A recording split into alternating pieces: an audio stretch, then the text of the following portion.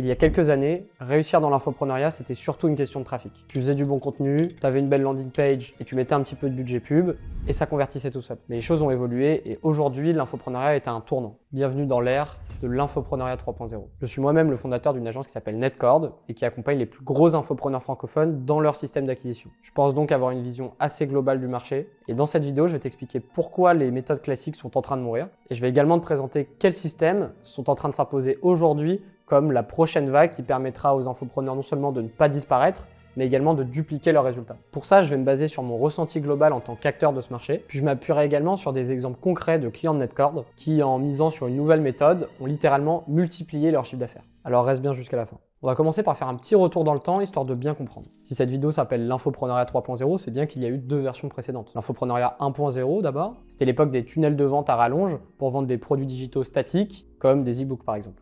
Les gens étaient encore réceptifs parce qu'ils découvraient ce nouveau format, donc on pouvait se permettre d'avoir des pages bourrées de texte et des publicités moyennes. Il y avait peu d'acteurs, donc ça fonctionnait. Mais aujourd'hui, soyons clairs, ces méthodes sont devenues complètement obsolètes et la plupart des acteurs majeurs de cette première vague n'ont pas su surfer à la deuxième. L'infopreneuriat 2.0 donc, où les infopreneurs ont commencé à utiliser les réseaux sociaux pour créer du lien, pour être plus proches de leur audience. Ils utilisent donc Facebook, Insta, YouTube pour rediriger cette même audience, généralement vers un système webinaire. Ça a permis de maintenir l'intérêt un certain temps, voire même de l'augmenter, mais aujourd'hui on voit bien que ça stagne, voire ça régresse. Pourquoi? Eh bien tout simplement parce qu'il y a une surcharge. Surcharge des plateformes d'abord, avec un algorithme qui ne joue plus forcément en leur faveur, mais surtout, l'infopreneuriat est devenu tellement accessible qu'aujourd'hui, l'offre du marché ne fait qu'augmenter. Donc les différentes narratives, les manières de toucher, de convertir les prospects se répètent, rendant donc le fait de se démarquer beaucoup plus difficile et l'exigence des prospects beaucoup plus grande. Et c'est là qu'intervient l'infopreneuriat 3.0, organisé autour de la communauté et non plus de l'audience. Et le système d'acquisition de cette nouvelle ère de l'infopreneuriat, c'est le challenge communautaire. Avant de parler de challenge communautaire,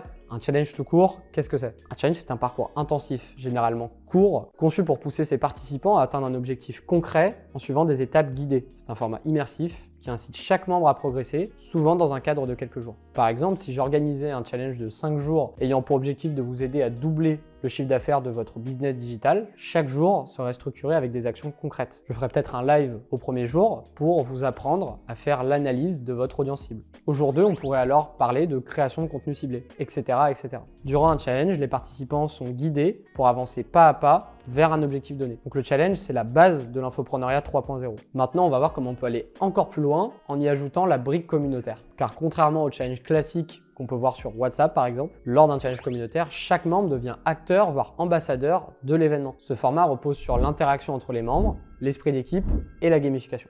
Les membres partagent leurs avancées, se motivent mutuellement et vivent une vraie expérience de groupe, créant ainsi un fort sentiment d'appartenance, favorisant leur conversion. Et c'est là qu'une plateforme communautaire comme Discord entre en jeu. Grâce à ses salons textuels et vocaux, sa capacité à centraliser l'information ou encore à gamifier l'expérience des membres de A à Z, Discord permet de transformer un simple challenge en une expérience communautaire et immersive. Mais mieux que des mots, laissez-moi vous prendre deux exemples concrets. Prenons l'exemple d'un challenge qu'on a récemment organisé avec Margot Cunego. Plus de 3000 personnes y ont participé sur Discord. Ça paraît être un chiffre assez raisonnable, mais ce qui est vraiment impressionnant, c'est le taux de conversion qu'on a eu. Puisqu'on a atteint un taux de conversion de 15% sur ce challenge, à peu près la moyenne des taux de conversion qu'on a sur nos challenges communautaires. Pour te donner un ordre d'idée, c'est à peu près 3 fois la norme du marché. Résultat, autour d'1 million de chiffre d'affaires générés en 10 jours. Alors pourquoi on a eu une conversion aussi bonne? Parce qu'on a structuré le challenge comme une expérience immersive. Les membres avaient par exemple des quêtes à réaliser chaque jour sur le serveur Discord, liées à un concours avec des récompenses exclusives. On leur a également proposé des moments d'échange en continu sur Discord pour partager leurs avancées ou encore poser leurs questions, créant ainsi un vrai sentiment de communauté. Ils sont venus pour prendre de l'information. Ils sont finalement restés et se sont engagés derrière une expérience unique qui a transformé leurs habitudes et donc la vision qu'ils ont d'eux-mêmes, boostant donc le taux de conversion vers le produit. Et c'est logique, c'est plus facile de vendre une formation sur comment devenir coach à quelqu'un qui commence déjà à se sentir coach. Prenons un autre exemple.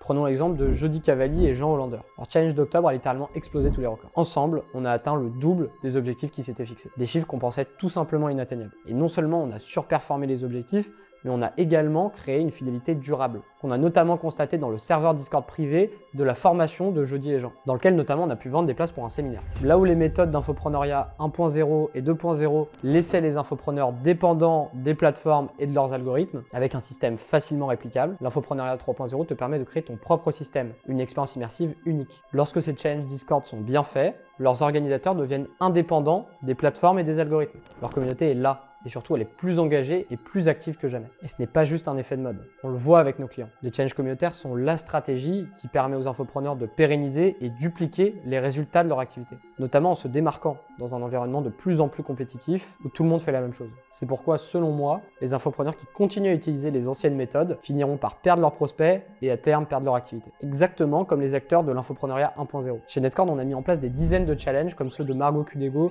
de Jody Cavalli ou de Jean Hollander. La méthode et l'expertise technique qu'on a développées sont réellement uniques et si on arrive à avoir des résultats aussi impressionnants, c'est tout simplement parce que le système et l'expertise technique que nous avons développés sont totalement uniques. C'est notamment dû au fait qu'on travaillait avec les plus grands acteurs de Discord bien avant que les infopreneurs arrivent sur la plateforme. Et très honnêtement, le challenge communautaire, c'est aujourd'hui un des systèmes les plus forts qu'on a vu arriver sur la plateforme. Et aujourd'hui, les infopreneurs sont les clients pour lesquels on apporte le plus de valeur. Et d'ailleurs, si vous voulez voir comment on fait, on a tout détaillé sur une page dédiée. Le lien est dans la description. On y donne les clés centrales de ce système. Et si vous êtes infopreneur, on vous a même réservé un petit cadeau. Merci beaucoup d'avoir regardé cette vidéo jusqu'à la fin. J'espère qu'elle vous aura plu. Si c'est le cas, comme je vous l'ai dit, je vous invite à checker la page spéciale dans la description, à vous abonner à cette chaîne ou encore à me suivre sur LinkedIn.